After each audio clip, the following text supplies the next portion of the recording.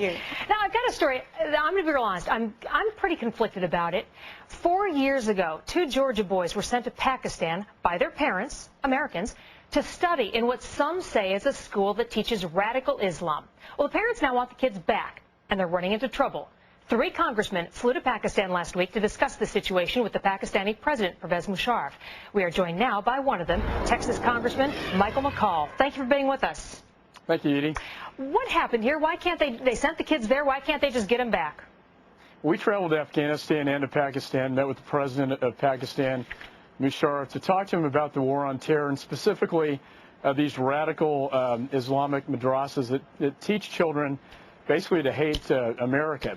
I asked the president head on about these 2 American boys who have been held against their will in a madrassas for several years.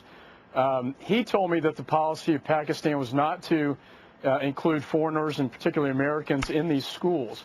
Yet I called to him the attention of these 2 American boys. Yeah, clearly they're there. Well, let me question that a bit, because the reason they, and honestly, came to light is because there was a documentary filmmaker who was in there and talked to these boys. I didn't get the sense that he thought those boys were being held against their will.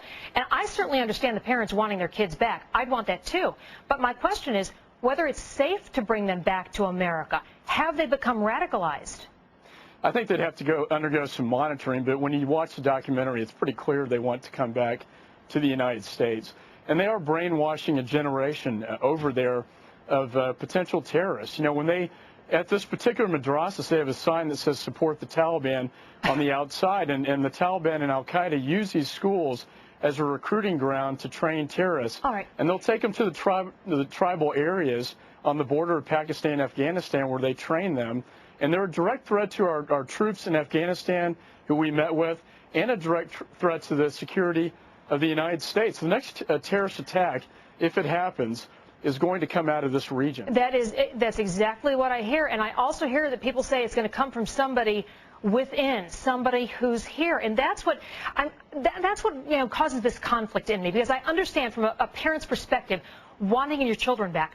I do not understand, from any view that I take at it, a parent sending a child overseas when there are plenty of good mosques here in America where they can study the Quran, plenty of them, sending them to a radical madrasa with signs like you said overseas in Pakistan. Why did they do that? I think we have to question the loyalty of this father who would send his kids over to such a radical school. And this raises a bigger issue, Edie, and that is how many more American kids are over in these madrasas. There are about 20,000 madrasas in Pakistan currently. This is one of the most radical. According to the religious leader of this madrasas, there are 80 Americans in that school.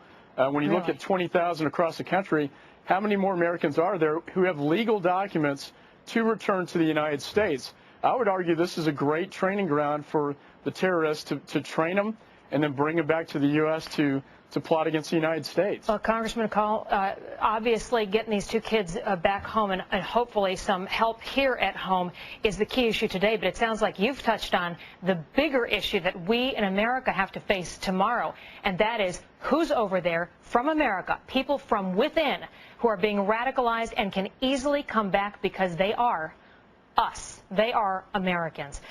It's not the last of this. Congressman Michael McCaul from Texas, thank you very much. Thank you, Edie. Now, last week we spoke about how some Republicans are backing Obama. Yesterday we took a look at Democrats backing John